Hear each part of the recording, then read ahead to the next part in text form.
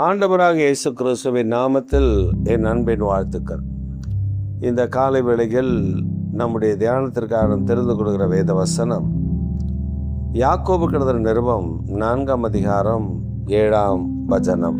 ஆகையால் தேவனுக்கு கீழ்ப்படிந்திருங்கள், பிசாசுக்கு எதிர்த்து நில்லுங்கள், அப்பொழுது அவன் உங்களை விட்டு ஓடி போவான். ஆகையால் தேவனுக்கு கீழ்ப்படிந்திருங்கள், பிசாசுக்கு எதிர்த்து நில்லுங்கள், அப்பொழுது அவன் உங்களை விட்டு ஓடி போவான். பிரியமானவர்களே, ஆண்டவராகிய கர்த்தர் நமக்கு ஒரு நம்பிக்கை ஊட்டுகிற வார்த்தையை கொடுக்கிறார். அது என்ன? தேவனாகிய கர்த்தருக்கு நாம் கீழ்ப்படிந்திருக்க வேண்டுமாம், பிசாசுக்கு எதிர்த்து நிற்க வேண்டுமா? நம்முடைய வாழ்க்கையில் அதாவது தேவையில்லாத அவசியமற்ற காரியங்களுக்கெல்லாம் பயப்படுகிறோம். நாம் காண்கிறதை வைத்து பயப்படுகிறோம். நம்முடைய தேவன் காணாத தேவன், சர்வ வல்லமையுள்ள தேவன் நம்மோடு கூட இருக்கிறதை நாம் பல நேரங்களில் மறந்து போகிறோம். அது மறந்து போகிறது மாத்திரமல்ல, அவருக்கு கீழ்ப்படுகிறோமா இல்லையா என்பது ஒரு பெரிய கேள்விக்குறியாக இருக்கிறது. அதாவது யாக்கோபு நிருபக்காரன் சொல்கிறார், கர்த்தருக்கு கீழ்ப்படியுங்கள். அப்ப நம்ம தேவனுக்கு கீழ்ப்படுகிற கர்த்தருடைய ஜனங்களாய் இருக்கும் பொழுது, அவருடைய வார்த்தைக்கு, அவருடைய சொல்லுக்கு, அவருடைய செயல்பாடுகளுக்கு, அவருடைய தரிசனங்களுக்கு, அவருடைய திட்டத்திற்கு, அவருடைய ஆலோசனைகளுக்கு, அவர் நடத்துகிற பாதையில நாம் அவருக்கு கீழ்ப்படுகிற கர்த்தருடைய பிள்ளைகளாய் இருப்போமே ஆனால், நல்லா கவனமா கேட்டுக்கோங்க, நம் ஆண்டவருடைய சத்தத்திற்கு செவி கொடுப்போமே ஆனால், அந்த கிருபையை கர்த்தர் முதலாவது நமக்கு தருகிறார். கீழ்ப்படிவோமே ஆனால், இதான் வெளிப்படுத்துற விசேஷத்துல நம்ம பார்க்கிறோம், ஆவியானவர் சபைக்கு சொல்லுகிறதை காதுள்ளவன் கேட்க கடவன். அதாவது ஆவியானவர் சபைக்கு சொல்லுகிறதை காதுள்ளவன் கேட்கணும். அது மாத்திரமல்ல, கூடுதலாக ஒரு காரியத்தையும் அவர் சொல்லி இருக்கிறார், ஜெயம் கொள்ளுகிறவன் எவனோ. அப்ப ஆவியானவர் சபைகளுக்கு சொல்லுகிறதை கேட்டு ஜெயிக்க வேண்டும். இப்ப கர்த்தருக்கு நாம் கீழ்ப்படிந்து வாழ்கிறவர்களாக இருக்கும் பொழுதுதான்,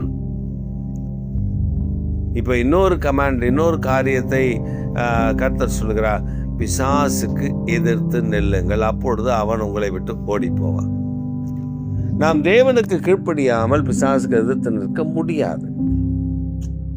அதாவது தேவனுக்கு நான் கீழ்ப்படியல, தேவனுடைய சத்தத்தை நான் கேட்கல, தேவன் என்னோடு கூட இருக்கிறத நான் அறியல, தேவனுக்கு நான் கீழ்ப்படியாமல் இருக்கிற எனக்கு, என்னை ஆண்டவருக்கு விரோதமாய் செயல்படுகிற பிசாசை எதிர்த்து நிற்க என்னால் எப்படி முடியும்?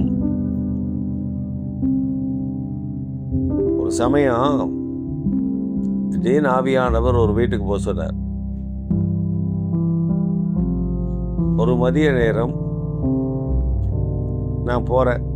அந்த வீட்டுக்கு போனா அந்த வீட்டில் ஒரு பெரிய பிரச்சனை ஓடிட்டு இருக்குது. என்னன்னா, அந்த வீட்டில் ஒரு சர்வெண்ட் லேடி, அதாவது ஒரு வாலிப பிள்ளை சர்வெண்ட் லேடி. அது அந்த சர்வெண்ட் லேடிக்கு அந்த வீட்டு சிஸ்டரும், அந்த வீட்டில் இருக்கக்கூடிய சிஸ்டரும் பிரதரும் 2 பேரும் சேர்ந்து அவளுக்கு பிசாசு ஓட்டுறாங்க. இந்த பிசாசு ஓட்டுறதை எப்படி ஓட்டுறாங்க அப்படின்னா, அவரு சட்டை எதுவுமே போடல, இந்த அம்மா அந்த மேல ஒரு ஷால் கூட கிடையாது. அந்த பொண்ணை போட்டு அவ்வளோ மொட்டியை பிடிச்சி ஆட்டி போறியா போறியா போறியான்னு. இதெல்லாம் அந்த அம்மா ஒரு ஃபோனில் யாரோடய கான்டாக்ட் பண்ணி அவங்க பேசுகிறாங்க. அது இந்த ஆவி, அது அந்த ஆவி, அது இந்த மாதிரி வர்ற ஆவி, அது அந்த மாதிரி வர்ற ஆவி அதனால் அதை இப்படின்னா ஜோம் பண்ணணும், இந்த வார்த்தையை சொல்லுங்கள், அந்த வார்த்தையை சொல்லுங்கள். நான் இன்னொருத்தவங்க ஃபோன்லேருந்து கமெண்ட் பண்ணிகிட்டே இருக்காங்க, இப்படி ஜோம் பண்ணிட்டே இருக்கேன். இப்போ ஆண்டவர் என்னை ஏன் போக சொன்னார் அப்படின்றத நான் ஆண்டவரை இந்த நிலைமையில் என்னை இங்கே அனுப்பியிருக்கீங்களா அப்படின்னா, நான் இவங்களை பாதுகாக்க நான் ஒன்று அனுப்புனேன். அவங்களுக்கு விவரம் தெரியாது, ஆண்டவருக்கு கீழ்ப்படியில். ஆனால் அது திரும்ப அடிச்சிருச்சுன்னா இவங்க எல்லாம் பாதிக்கப்பட்டுருவாங்க. அதனால தான் உன்னை வேகமாக வர சொன்னேன். அப்போ அவர்களுக்காக அவர்களை விளக்கிட்டு அப்புறம் அந்த பிள்ளைய உட்கார வச்சு, அந்த பிள்ளைக்கு பிசாசுலாம் ஒன்றுமே கிடையாது.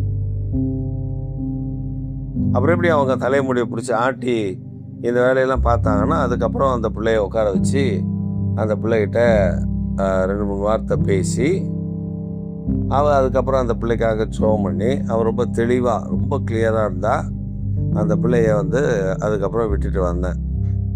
அவங்க சொன்னாங்க, கூட உடனே நான் ஊருக்கு அனுப்பிடுவேன், பிசாசு பிடிச்ச பொண்ணு ஏன் வீட்டுக்கிறதுக்கு அப்படின்னாங்க. சரின்ட்டு நான் போயிட்டேன். ஆனால் அதற்கு பின்பு அவங்க பையனை குறித்து எனக்கு வந்த சில விஷயங்கள் அருவருக்கத்தக்கதாக இருந்துச்சு. மோசமான அருவருக்கிற பொல்லாவதான காரியங்களை அவன் அதில் கட்டப்பட்டிருக்கிறத நான் அதுக்கப்புறம் தெரிந்து கொண்டேன்.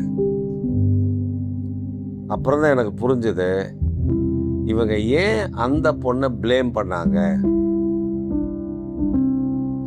ஏன் அந்த பொண்ணை பிசாசு பிடிச்சதுன்னு போட்டு இவங்க ஆட்டி அதை ஒரு வழி பண்ணாங்க அப்படின்னா,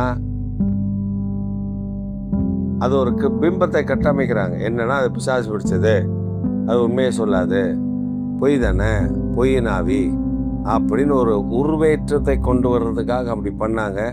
ஆனால் உண்மையிலே அந்த பொண்ணு நல்ல பொண்ணு.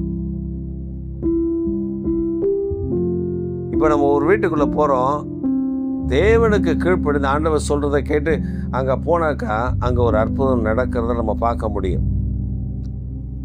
ஆனால் சிலர் ஆண்டவருடைய சத்தத்தை கேட்காமலே, கீழ்ப்படியாமலே, ஆண்டவருக்கு கீழ்ப்படுகிற காரியம் ஒன்றுமே இல்லாமலே அவங்க ரொம்ப பெரிய ஜாம்பவான் மாதிரி போய் பிசாசை துரத்த போயிட்டு அதுக்கப்புறம் அவர் திருப்பி கொடுத்ததுக்கப்புறம் தான் தெரியும், ஐயையோ நான் தப்பு பண்ணிட்டேனே. அதனால் இந்த காலை வேளையில் அவனை எதிர்த்து நில்லுங்கள். அதற்கு முன்பு தேவனாகிய கர்த்தருக்கு கீழ்ப்படியுங்கள், அவர் வார்த்தைக்கு கீழ்ப்படியுங்கள், அவருடைய தரிசனத்துக்கு கீழ்ப்படியுங்கள், அவருடைய திட்டத்துக்கு கீழ்ப்படியுங்கள், அவருடைய வாக்குத்தத்தத்திற்கு கீழ்ப்படியுங்கள், அவரோடு கூட பேசும்பொழுது அவர் சொல்லுகிற காரியத்திற்கு நீங்கள் கீழ்ப்படியுங்கள். இப்படி நீங்கள் கீழ்ப்படிதல் அவருடைய காரியத்தில் தெய்வத்தினுடைய அனுக்கிரகம் உங்களுக்குள்ளே வந்துருச்சுன்னா, நீங்கள் பிசாசுகளை துரத்த வேணாம், எதிர்த்துனா போதும், அவன் ஓடிடுவான். நீங்கள் ஒரு வீட்டுக்குள்ளே போகும்போது அதை எதிர்த்துனா போதும், அவன் ஓடிடுவான். நீங்கள் போறியா, உட்காரியா, வரியா, எங்கிருந்து வந்த, யார், என்ன, ஏது நீங்கள் விசாரிக்க வேண்டிய அவசியமே இல்லை. இயேசுவின் நாமத்தில் போனால் போயிடும். இதுதான் அற்புதம், இதுதான் மிராக்கிள். இப்போ நேற்று தினத்தில் தூரமான ஒரு பட்டணத்தில் ஒரு பிள்ளைக்கு உடம்பு சரியில்லை, ஹாஸ்பிட்டலுக்கு கூட்டு போக ஆள் இல்லை, ஹாஸ்பிட்டலுக்கு கூட்டு போகிறதுக்கு ஆள் இல்லை.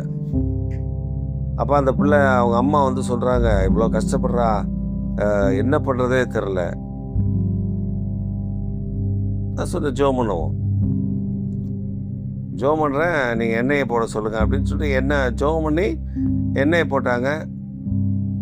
அவங்க இன்றைக்கு மறுபடியும் ஃபோன் பண்ணி சொன்னாங்க, அந்த வேதனை வலிகள் உடனே குறைந்தது. காலையில் கம்ப்ளீட்டாக ஒரு பிரச்சனை இல்லை. அப்படி உடனே சரியாயிருமா பாஸ்டர் அப்படின்னா, இதுதான் மிராக்கிள், இதுதான் அற்புதம். நம்ம தேவனுடைய வார்த்தைக்கு கீழ்ப்படிந்து அந்த வார்த்தையின்படி நாம் அவர்களுக்கு ஒரு ஜெபத்தை செய்தாலே அற்புதம் நடக்கும்னா, நீங்கள் எதிர்த்துனா பிசாசு ஓடிடும். அதனால் இந்த காலை வேளையில் பிசாசுக்கு எதிர்த்து நிற்பதற்கு முன்பு தேவனுக்கு கீழ்ப்படியுங்கள், அது உங்களை மேன்மைப்படுத்தும். ஆமென். ஆமாம்.